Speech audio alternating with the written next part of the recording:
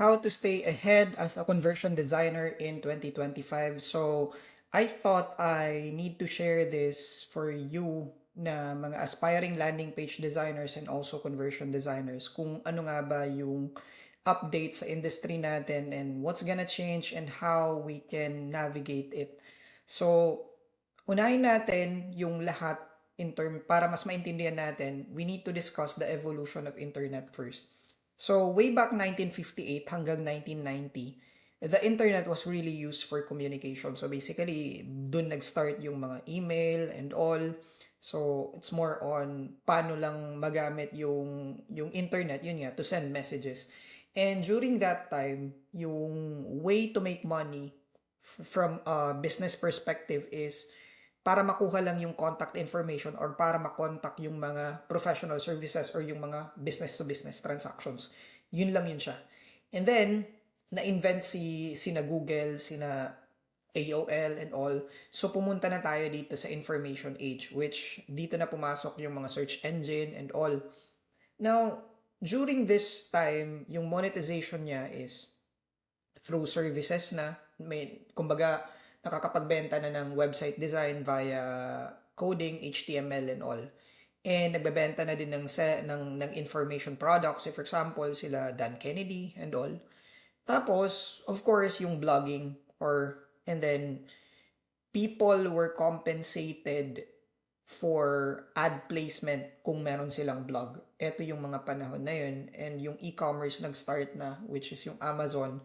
And of course, yung pagbebenta ng mga softwares, which andito na din si Adobe. And pumunta tayo dito sa 2008 hanggang 2023. So, dito naman, it's more on the media production and media consumption. Actually, we are still experiencing this. So, people are getting money or making money out of sponsorships, selling information products or courses or digital products, selling physical products through Shopify or e-commerce, social media, creating content on YouTube, creating content on TikTok, live selling. In short, lahat ng mga media that we are consuming. And even yung mga news, yung mga tinatawag na trolls, those are making money because they are manipulating the whole media. So, media, yung consumption natin. So, in short, ang function ng internet hanggang 2023 it was used for communication, information, dissemination, and of course, yung media production and consumption. Pero nag-change siya way back 2022 ng November nung ni-release ni OpenAI yung ChatGPT. And if papansinin nyo yung mga AI ngayon, it's allowing you to create your own AI agents. It's also allowing you to create your own, kumbaga, mas mabilis ka nang magsulat ng copy kasi it's scraping a lot of information from the internet na sinulat ng ibang tao dati na panahon na nagagamit natin. And then, we can also ask AI yung mga pieces of advice kung ano yung pwedeng gawin. Say, for example, ipa-change yung grammar, ipa-change yung copy. So, pumunta na tayo dito ngayon sa personalization. We are here today.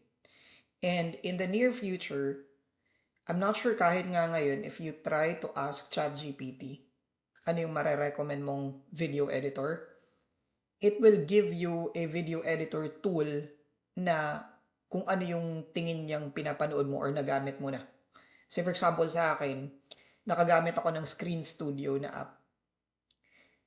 Ang nirecommend niya sa akin is Screen Studio as my top choice. The reason for that is my data kasi si ChatGPT na I'm using Screen Studio. So, pumupunta na tayo dun sa parang tinatawag na personalized recommendation or personalized recommended shopping experience.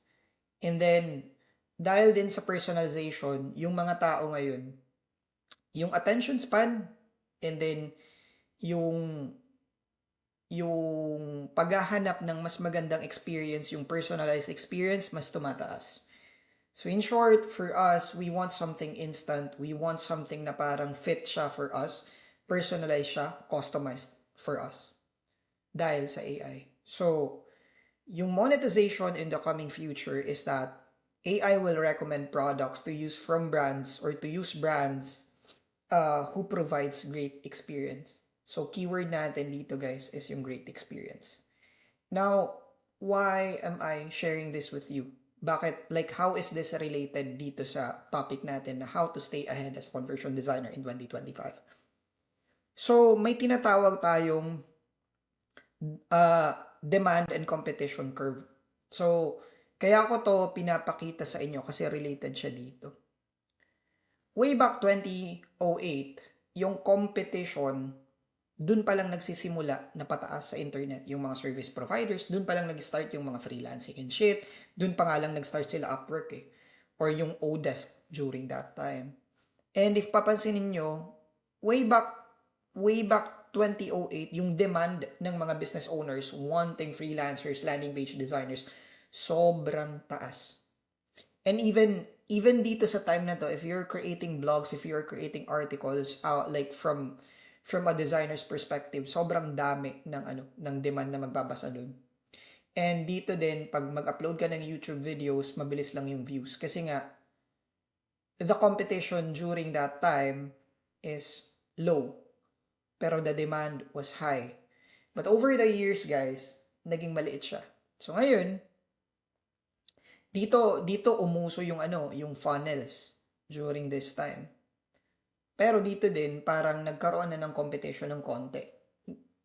Ang competition dito, kung i-relate lang natin sa industry, is si WordPress, siya kasi yung top na website builder. And then lumabas si Shopify. Then lumabas si ClickFunnels.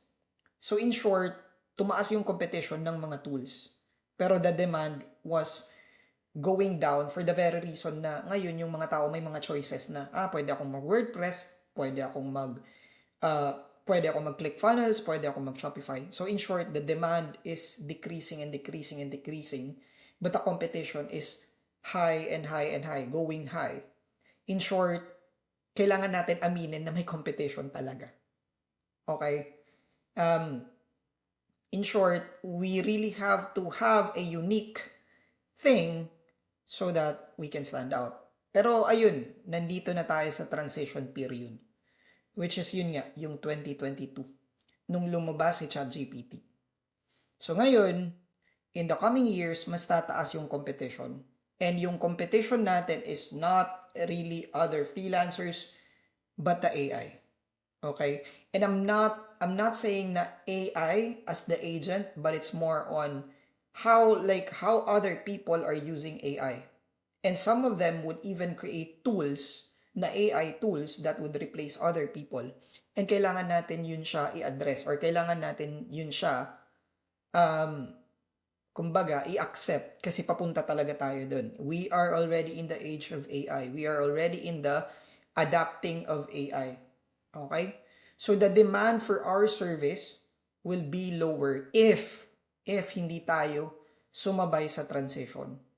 So, ngayon, I'm still seeing a lot of conversion designers members and even mga designers who are still posting the same type of content, yung mga regurgitated content.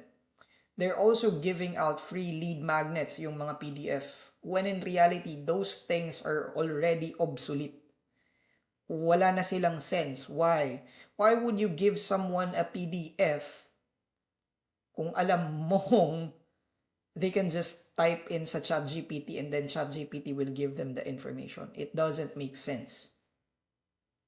And then dahil din sa AI, it's gonna be more competitive to even collect the email address of a person for the very reason na yung mga tao ngayon mas aware na sila or mas importante na sa kanila yung tinatawag na privacy. So they're no longer wanting to share their contact information, and one contact information is email address. So mas magiging tough siya in the coming years. Actually, nag-start na nga siya And kung isa-sum up ko yun siya, eto na yung nangyayari sa atin. Getting attention, it's more competitive unless you have a unique insight that AI cannot do. So, anong meaning ko dito? So, say for example, pag mag-topic ka na, these are the 5 types of landing pages. Wala ka ng sense, obsolete ka na. Kasi you can just type it in on YouTube, on ChatGPT, And then, magbibigay si ChatGPT, ito yung types of landing pages. And most of the conversion designers and aspiring landing page designers, ganun yung content. And I'm really, really concerned with that. Kasi nga, you are not standing out. So, if you want to get clients' attention, it's not the right content to post. So, you have to share your insight. So, anong meaning ko dito? Here's an example of a regurgitated content, and then here's an example of an insightful content. So, say for example, sabihin natin, these are the top 5 funnels, these are the top 5 funnels.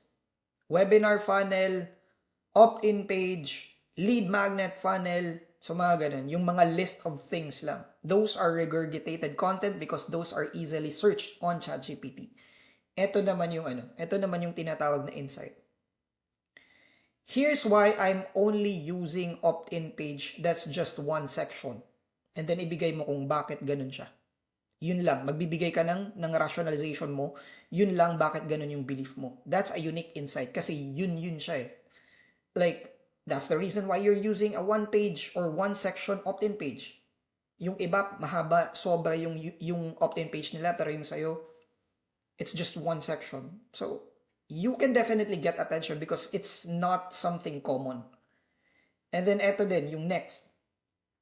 Some people are using ads, even me. Ngayon, nag-aaral na ako mag-ads. And I'm gonna be upfront about it because papunta talaga tayo dun. Kailangan, kumbaga, if we want to stand out, it's more on stacking of skills lang talaga. Walang iba. Okay? So, results from ads. It's becoming more and more competitive unless you are really good at calling out the right lead temperature. So, anong meaning ko dun? Usually, yung mga nakikita nating mga ads, yung mga sumasayaw, or di kaya mga founder story, mga ganun. And ngayon kasi, dahil sa AI ng Meta or mga ad platforms, they have this so-called context targeting. Context targeting. So, basically, kung ano yung sinasabi mo dun sa ad, iniintindi yun ng AI ng Meta or Meta's AI and then imamatch siya dun sa mga naghahanap ng ganung context. Which is also parang connected din siya dito sa getting attention. If you want to be promoted by Meta's AI or by the AI of Meta, you really have to share your perspective, your insights. Kasi nga, context targeting na tayo. Wala na tayo dun sa information age. Nandito na tayo sa personalization age. And you would also notice this sa YouTube. Even Alex Hormozi has been talking about this. Mas importante na daw yung personal brand. It's because we are going into the personalization age. So you really have to share your perspective. Okay? And eto na. Pupunta na tayo dun sa funnels. It's becoming more and more competitive. Bakit? Kasi funnel is just really recipe. Opt-in page, thank you page, sales page. Yun lang.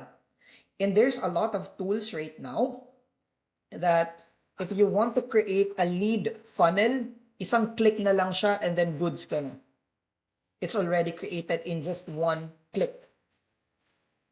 So yun yung problem for the very reason na people are still preaching na funnel is all about those. Yung webinar page, ganun. When in reality, hindi.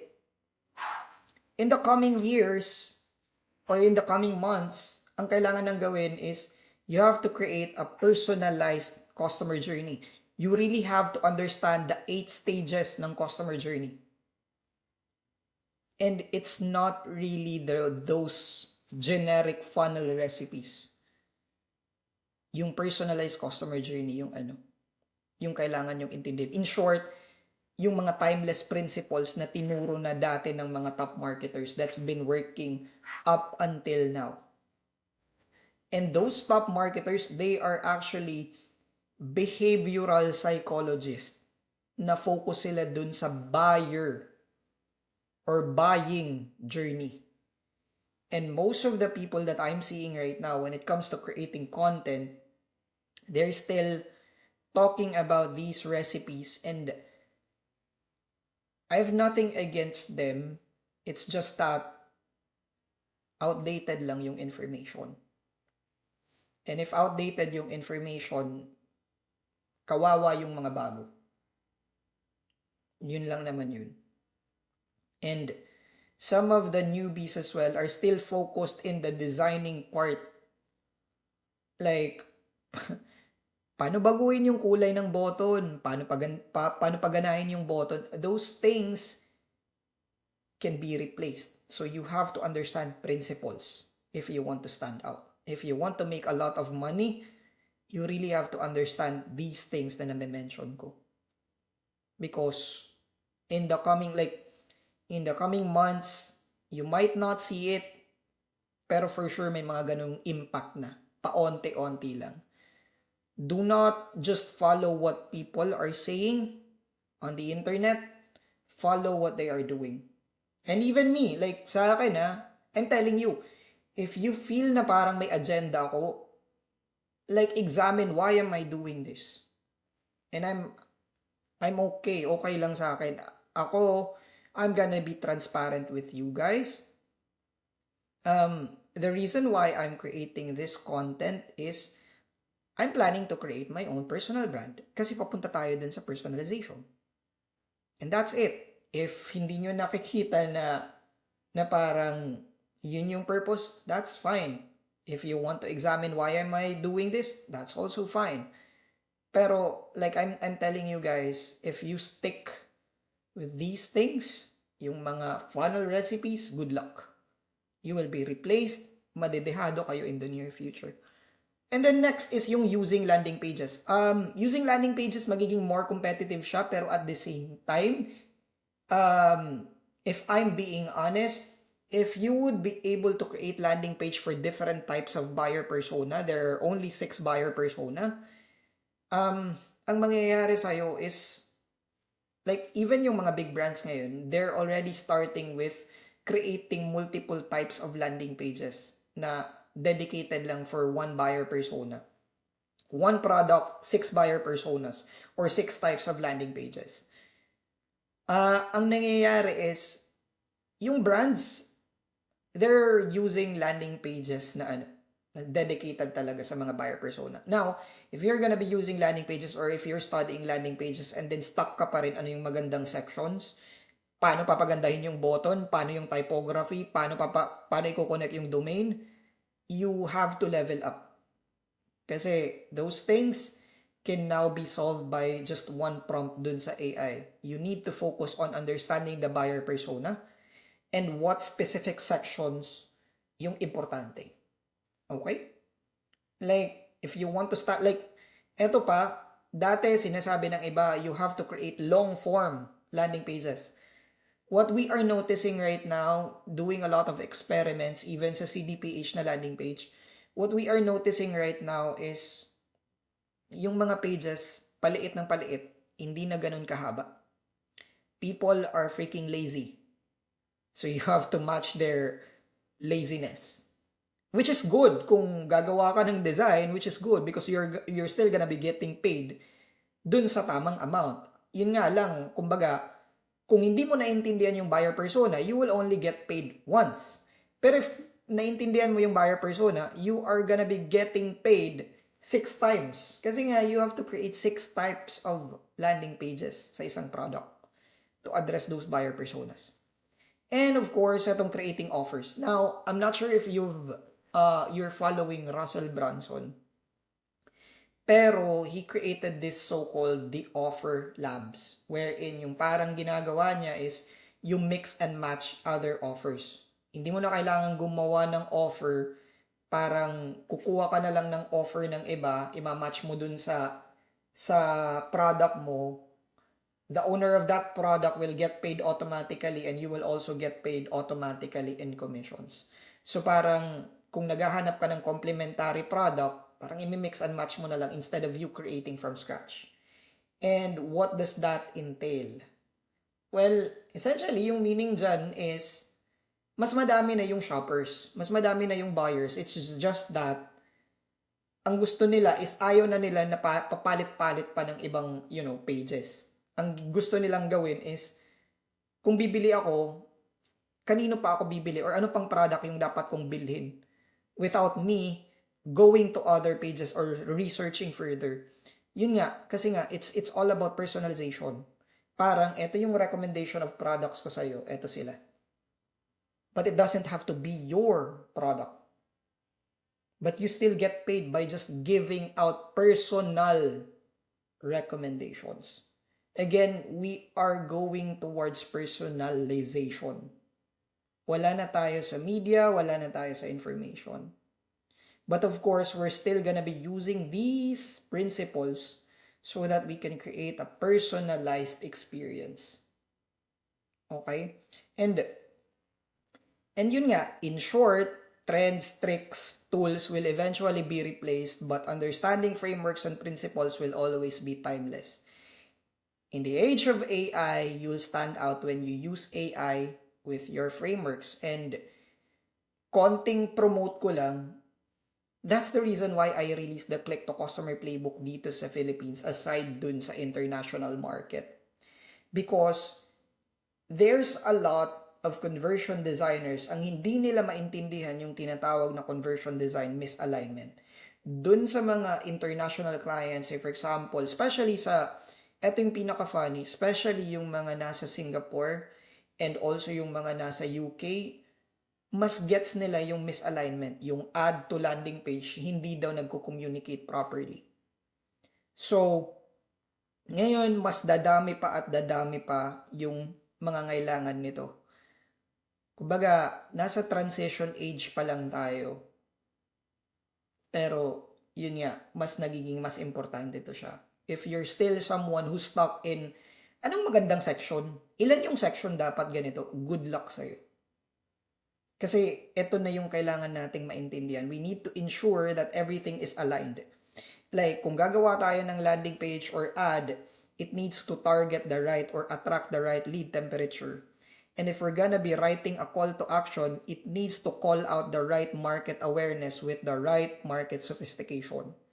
Medyo advanced to, pero na-discuss ko siya dun sa Click to Customer Playbook in such a way na I tried my best to simplify it kasi call to action lang naman to.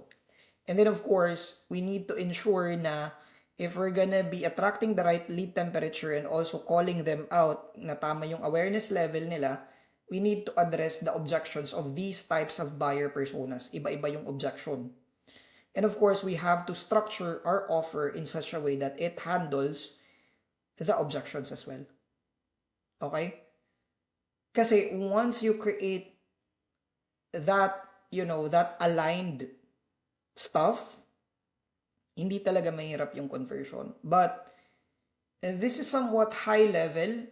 Hindi siya yung basic na parang sasabihin ko, ganyan dapat yung size ng headline. No, this is more advanced, and I understand if you're a newbie who's watching this quick video, well, hindi siya quick.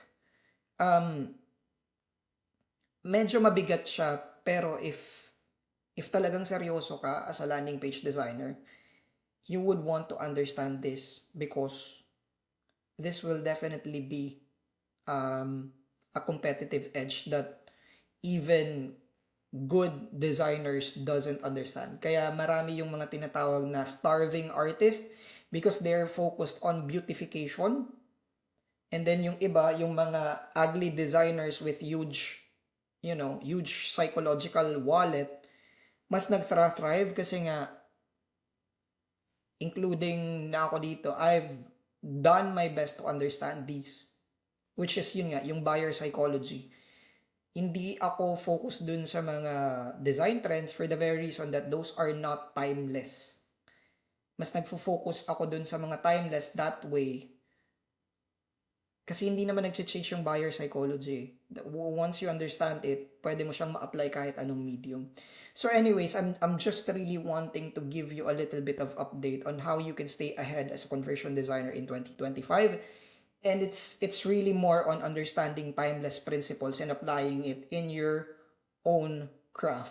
Kasi once you really understand these, yung lead temperature, market awareness, buyer personas, offer structure, and how you would analyze na, misalign yung offer niya, ganun. Like, how you would align everything is gonna make you stand out and hindi kayo makahihirapan kumuha ng client. So, yun lang. I hope this video is valuable. Medyo mahaba siya, pero I just really wanted to share this since kailangan siya. So, yun lang. Bye!